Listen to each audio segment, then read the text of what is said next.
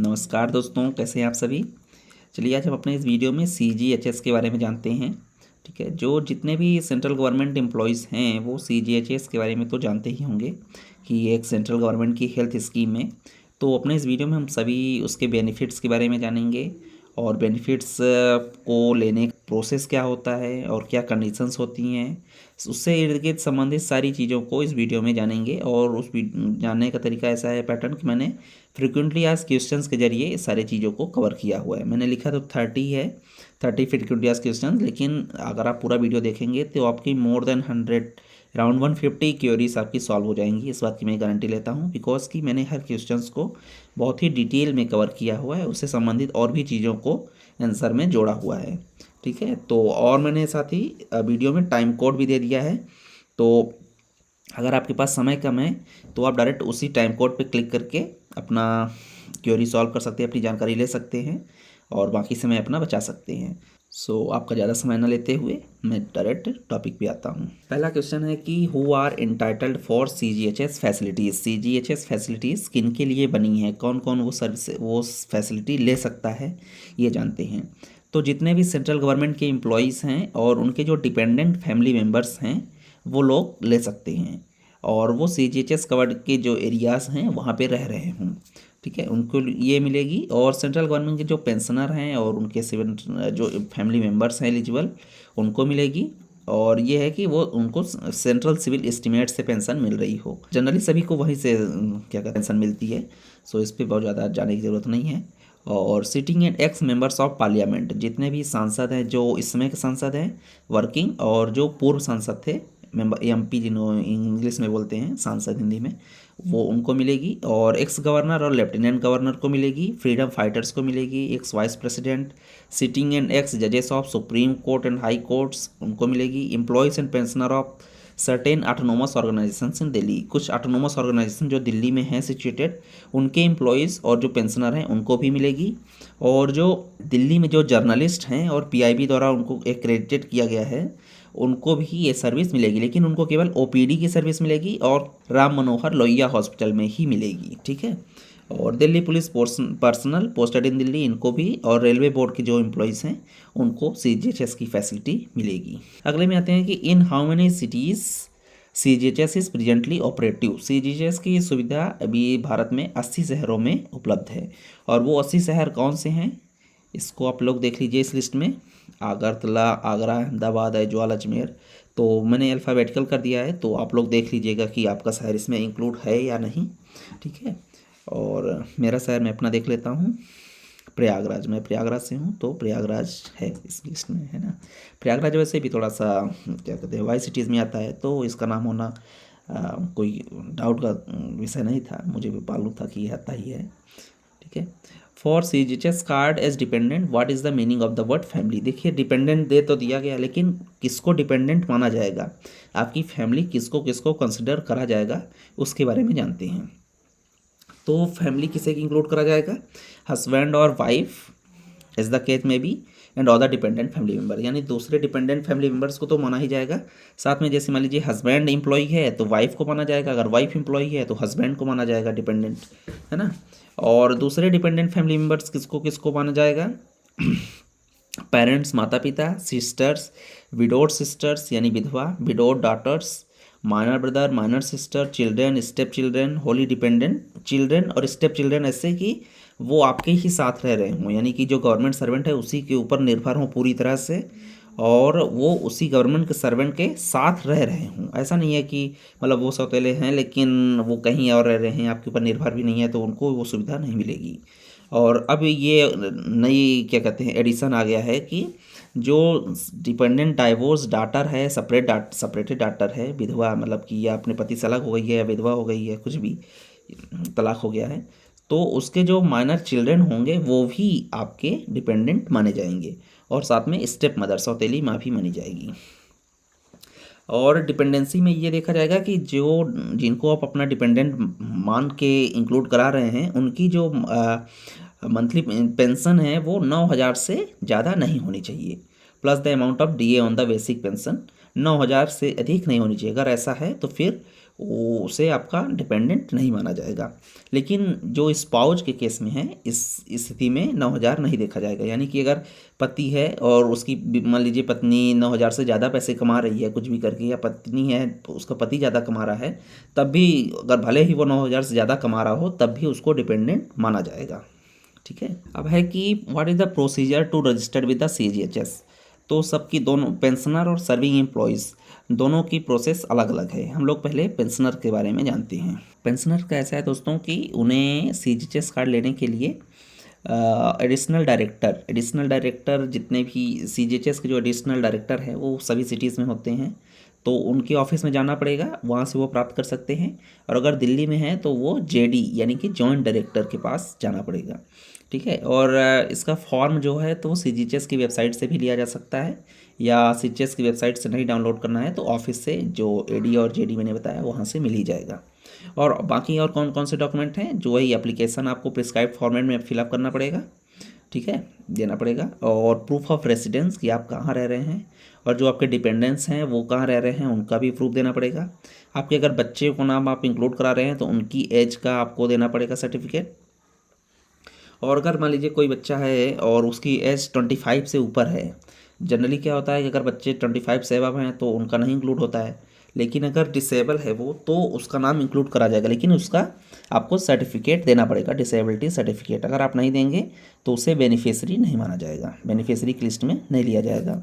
और जो इतने भी फैमिली मेम्बर्स हैं, एलिजिबल फैमिली मेम्बर, उनका फ़ोटोज़ और सरेंडर सर्टिफिकेट। आपने CGHS कार्ड अगर आपको सर्विस के दौरान मिला था तो आप वो उसका आप सरेंडर आप करें, जब सर्विस छोड़ेंगे तो वो कार्ड आप अपने ऑफिस में दे देंगे तो उसका सरेंडर सर्टिफिकेट आपको देना पड़ेगा। लेकिन उन्हीं को, जिसको कि ये कार्ड मिला हुआ था सर्विस के दौरान, उन्हीं को सरेंडर सर्टिफिकेट देने की ज़रूरत है। और PPO जब आप CGHS के लिए अप्लाई करेंगे पेंशनर होके, तो आपको पेंशन पेमेंट ऑर्डर या फिर लास्ट पे सर्टिफिकेट, जो आपकी लास्ट पे थी उसका सर्टिफिकेट देना पड़ेगा। और ये है कि draft required to what CGHS contribution. और आपको ना जितना भी अमाउंट आपका बन रहा होगा कंट्रीब्यूशन के लिए, उसका आपको DDA यानी कि ड्राफ्ट एक बनवा के PAO जो पे एंड अकाउंट्स ऑफिसर होते हैं CGHS के न्यू दिल्ली में, और दूसरे जगह पे एडिशनल डायरेक्टर, उनको ये देना पड़ेगा डिमांड ड्राफ्ट। ठीक है। और अगर PPO आपका नहीं है अवेलेबल है, यानी कि पेंशन पेमेंट ऑर्डर, तो भी आपको प्रोविजनल कार्ड दे दिया जाएगा। किस बेसिस पे? लास्ट पे सर्टिफिकेट के बेसिस पे दे दिया जाएगा। और क्या है कि अब क्या है, हर चीज़ें ऑनलाइन हो गई हैं, तो आपका डेटा तुरंत फिल कर दिया जाएगा और आपका एक प्रिंट आउट है वो आपको तुरंत दे दिया जाएगा, इश्यू कर दिया जाएगा। अगर आपको जैसे इमीडिएट यूज करना है तो आपको दे दिया जाएगा। और प्लास्टिक कार्ड तो बाई पोस्ट आपके घर पे आ ही जाएगा, जो आपका रेसिडेंस आपने दिया होगा एड्रेस, वहाँ पे आपको बाई पोस्ट आ जाएगा प्लास्टिक कार्ड। ठीक है। अब जानते हैं हम लोग सर्विंग एम्प्लॉयज़ का, उनके लिए क्या रूल है। इनके लिए नियम कुछ भी कठिन नहीं है, इनका नियम तो एकदम, इनके लिए सारी प्रोसेस एकदम आसान है। इनको क्या करना है कि अब जो फॉर्म है वो अपने ऑफिस से ले सकते हैं और प्रिस्क्राइब्ड फॉर्मेट में, और एलिजिबल जो फैमिली मेम्बर हैं उनके फ़ोटोज़ वगैरह अटैच करके अपने मिनिस्ट्री में या डिपार्टमेंट में, जिस भी डिपार्टमेंट में है ऑफिस में, वहाँ पे वो सबमिट कर देंगे। और वो जो उनका एप्लीकेशन है वो डिपार्टमेंट या ऑफिस, मिनिस्ट्री जो भी, वो आपका अपने आप ही फॉरवर्ड कर देंगी, आपको करने की ज़रूरत नहीं पड़ेगी, वो खुद ही फॉरवर्ड कर देंगे। अगर आप किसी दूसरे शहर में, दिल्ली के अलावा, तो एडिशनल डायरेक्टर ऑफ CGHS, अगर दिल्ली में है तो जॉइंट डायरेक्टर ऑफ CGHS।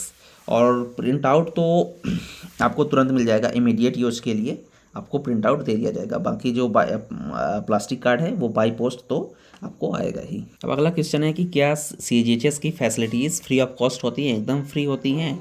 तो ऐसा नहीं है दोस्तों। देखिए, सर्विंग एम्प्लॉयज़ जो होते हैं उनको CGHS कार्ड मिलता है, या मैंडेटरी एक तरह से मान लीजिए, कंपलसरी होता है, ले लीजिए। और उनका जो है ना, तो हर मंथ उनकी सैलरी से थोड़ा सा अमाउंट डिडक्ट किया जाता है। और वो कितना अमाउंट डिडक्ट किया जाएगा वो उनके ग्रेड पे निर्भर करता है। जैसे कि लेवल 1 to 5 जो हैं तो उनको 250 का उनके सैलरी से डिडक्ट किया जाएगा। लेवल 6 हैं तो 450, लेवल 7 to 11 हैं तो 650, और लेवल 12 से एबव हैं तो उनका 1,000 रुपये पर मंथ उनके सैलरी से डिडक्ट कर लिया जाता है। तो यही इनका मतलब कि कंट्रीब्यूशन है। वैसे तो कोई बहुत बड़ी कॉस्ट नहीं है, जैसे कि आप बहुत ज़्यादा पैसे की दवा करा लेते हैं तो वो तो नहीं देना होता, वो तो फ्री ही है, लेकिन इतना आपको मंथली कंट्रीब्यूट करना पड़ता है। अब साथ ही जानते हैं कि जो पेंशनर्स हैं वो भी अगर CGHS की फैसिलिटीज़ लेने चाहते हैं तो उनको भी कंट्रीब्यूशन करना होता है। या तो वो अर्ली बेसिस में कर सकते हैं, हर साल कर सकते हैं, या फिर इकट्ठा पूरी होल लाइफ वैलिडिटी के लिए 10 साल के लिए इकट्ठा वन टाइम भी कंट्रीब्यूशन कर सकते हैं। और कंट्रीब्यूशन करना कैसे होता है?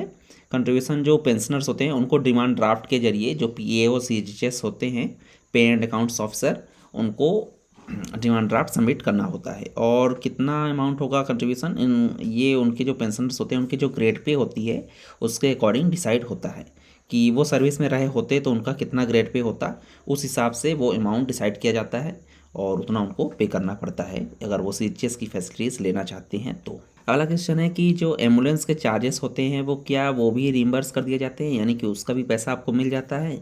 तो यस, उसका भी पैसा मिल जाता है, लेकिन इसके लिए ये है कि जो जिस डॉक्टर से आपने दवा करवाई है उससे आपको एक सर्विस सर्टिफिकेट लेना पड़ेगा कि अगर उस मरीज को किसी और माध्यम से ले आया गया होता हॉस्पिटल में तो उसकी जो स्थिति थी वो और ख़राब हो सकती थी, इसलिए उसे एम्बुलेंस से ले आना ही उपयुक्त था, सबसे उपयुक्त एम्बुलेंस से ले आना ही था, इसीलिए हम एम्बुलेंस का चयन किए, हम लोग ले आए हैं उससे।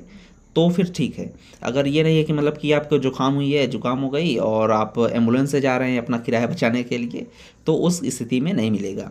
और मान लीजिए कोई बहुत बड़ी चीज़ है, जैसे कि कोई एक्सीडेंट टाइप का ऐसा कुछ हो गया, बड़ी दुर्घटना हो गई, अगर किसी और चीज़ से ले जाते, क्या है कि एम्बुलेंस को ज़्यादा एक्सेस मिल जाती है, वो जल्दी पहुंच जाती है और व्हीकल्स उतनी जल्दी नहीं पहुंच पाती है ना, तो उस स्थिति में तो आपको एम्बुलेंस का चार्ज मिल जाएगा। लेकिन अगर आपने जानबूझ करके उसकी एम्बुलेंस की ज़रूरत नहीं थी फिर भी आपने अपने पैसे बचाने के लिए एम्बुलेंस को यूज किया, तो उस स्थिति में उसका पैसा आपको नहीं मिलेगा। वही ये है कि उसको सर्टिफिकेट, आपको जो डॉक्टर ने आपका इलाज किया उससे आपको एक सर्टिफिकेट लेना पड़ेगा इस संबंध में, तभी आपको एम्बुलेंस के चार्जेस जो हैं वो रिम्बर्स किए जाएंगे। अगला क्वेश्चन है कि विद इन कितने समय के अंदर मेडिकल क्लेम को रिम्बर्स कर दिया जाता है, यानी कि दे दिया जाता है, भरपाई कर दी जाती है।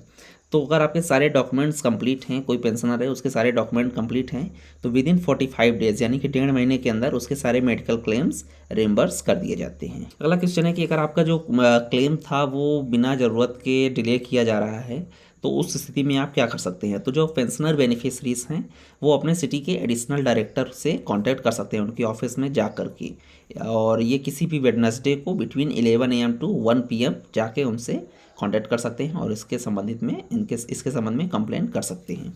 और अगर दिल्ली में है तो वहीं आपको जॉइंट डायरेक्टर है ना, जैसे मैंने बताया हर जगह पे कि जो बाकी शहरों में एडिशनल डायरेक्टर, और अगर आप दिल्ली में हैं तो जॉइंट डायरेक्टर के पास जाना पड़ेगा।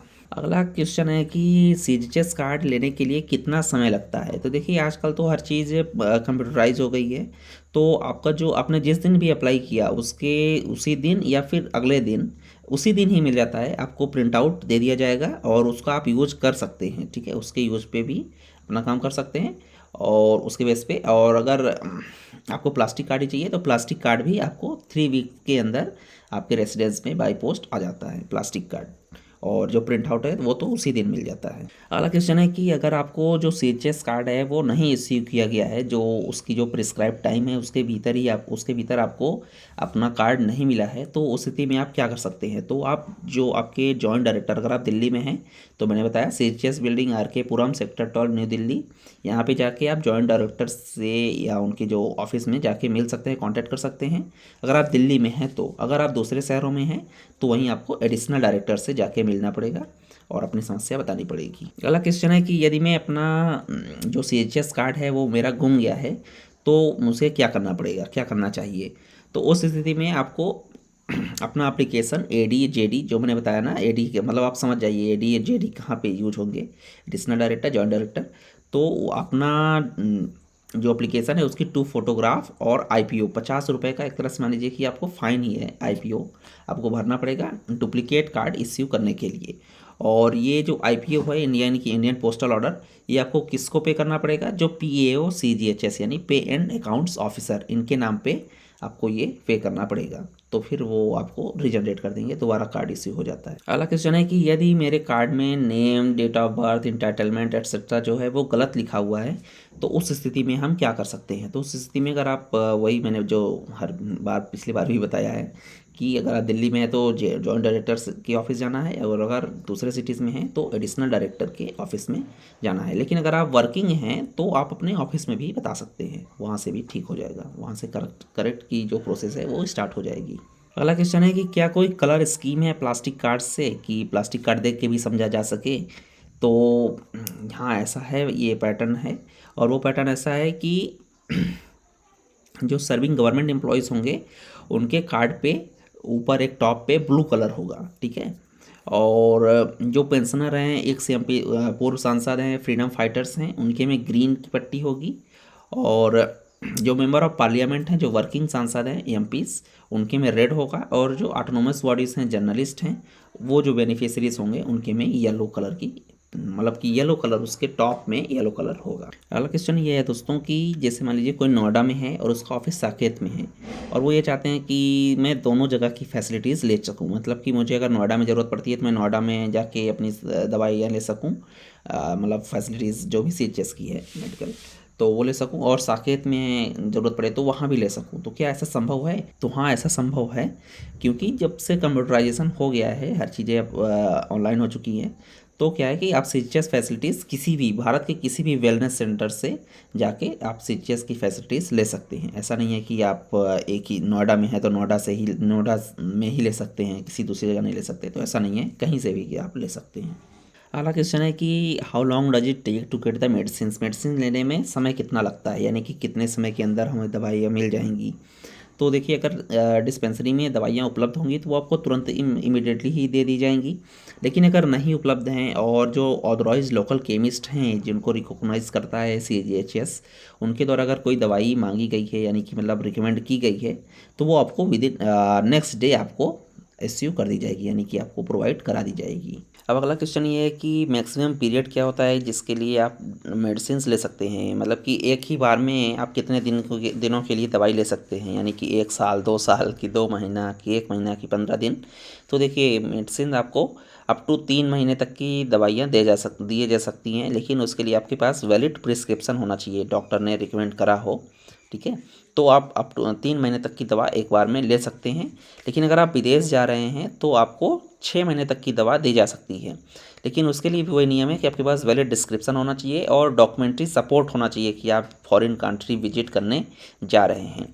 और बेनिफिशरी को ये डॉक्यूमेंट्री सपोर्ट के लिए क्या क्या परमिशन के लिए क्या करना पड़ता है, तो ये इसकी लिए परमिशन आपको जो एडिशनल डायरेक्टर या जॉइंट डायरेक्टर से परमिशन लेना पड़ेगा, और उसके लिए आपको अपना ये डॉक्यूमेंट देना पड़ेगा, जैसे कि वैलिड CGHS कार्ड की कॉपी या टोकन कार्ड की, और जो हॉस्पिटल के HOD होते हैं, यानी कि हेड ऑफ डिपार्टमेंट, ठीक है, स्पेशलिटी ऑफ गवर्नमेंट हॉस्पिटल, और उसके जो हेड ऑफ डिपार्टमेंट होंगे उनके द्वारा साइंड प्रिस्क्रिप्शन होना चाहिए कि हाँ, इनको 6 मंथ्स के लिए दवाई दी जाए, है ना ये। और जो आप स्टेशन लिविंग, यानी कि छोड़ के जा रहे हैं, टिकट, वीज़ा वगैरह, आपको उसकी भी कॉपी आपको देना पड़ेगा कि सच में आप जा रहे हैं, बहाने मतलब बना के ऐसे ही झूठ में तो दवा नहीं ले रहे हैं, तो उसका भी आपको प्रूफ देना पड़ेगा।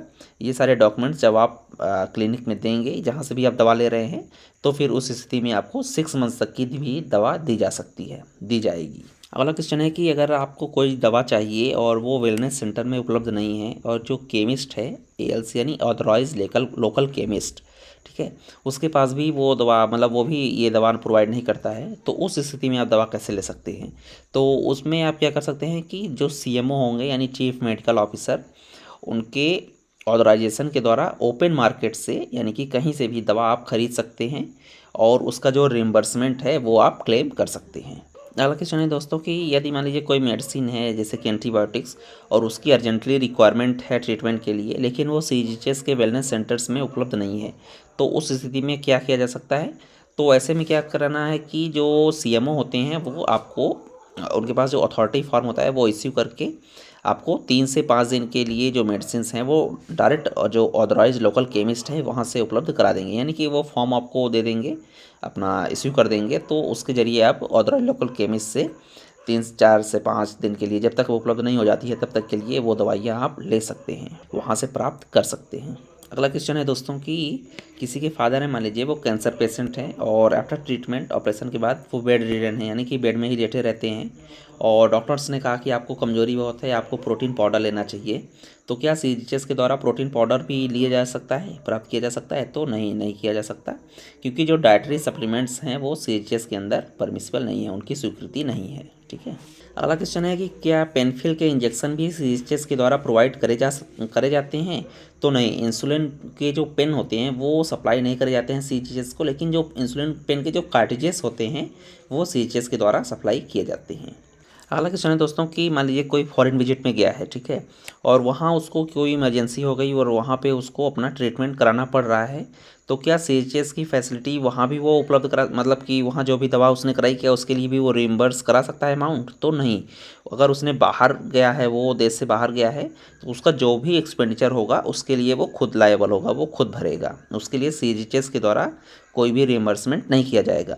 लेकिन ये है कि अगर वो बेनिफिशरी है और कोई ऐसी क्रोनिक डिसीज़ है जिसका इलाज पहले से चल रहा है, क्रोनिक डिसीज़ मतलब जो लंबे समय तक बीमारियां चलती हैं, ठीक है, 3 महीने से ज़्यादा, 4-5 महीना लंबे समय से बीमारी चल रही है और उसका ट्रीटमेंट जारी है और उसका ट्रीटमेंट चलता रहे, इसके लिए दवाइयाँ देना ज़रूरी है, तो अप टू 6 मंथ के लिए उसको दवाइयाँ दी जा सकती है। मैंने इससे पहले भी ये बताया ना कि 6 मंथ तक की दवाइयाँ दी जा सकती हैं, लेकिन वही है कंडीशन कि वैलिड डिस्क्रिप्शन होना चाहिए, प्रिस्क्रिप्शन और डॉक्यूमेंट्री सपोर्ट होना चाहिए कि वो सच में बाहर जा रहा है, देश से बाहर। और क्या क्या डॉक्यूमेंट सबमिट करने पड़ेंगे ये मैंने पहले भी बताया है। तो यही है, कॉपी CGHS कार्ड और HOD ऑफ हॉस्पिटल से क्या वैलिड प्रिस्क्रिप्शन लेना पड़ेगा और टिकट वीज़ा का जो है उसका प्रूफ देना पड़ेगा, है ना। अगला क्वेश्चन है दोस्तों कि what to do if I am unwell at odd hours से लेट एट नाइट। मान लीजिए कोई 2 बजे बीमार हो गया या 1 बजे बीमार हो गया, तो वो तो ऑड आवर्स में ही आएगा, है ना।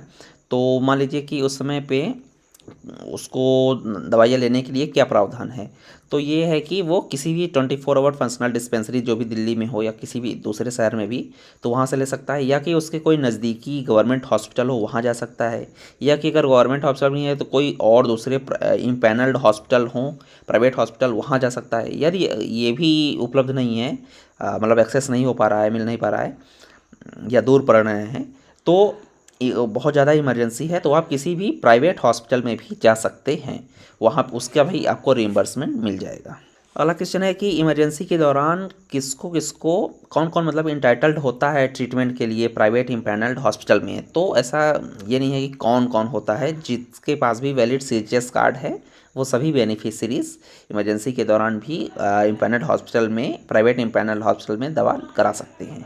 अगला क्वेश्चन है कि what are the papers to be submitted. कौन कौन से पेपर्स इन्वेस्टिगेशन के दौरान किसी भी इम्पैनल डायग्नोस्टिक सेंटर में, डायग्नोस्टिक सेंटर आप लोग जानते ही हैं कि जहाँ पे कोई चेकअप वगैरह होता है, तो उनको क्या क्या पेपर्स आपको देने पड़ सकते हैं?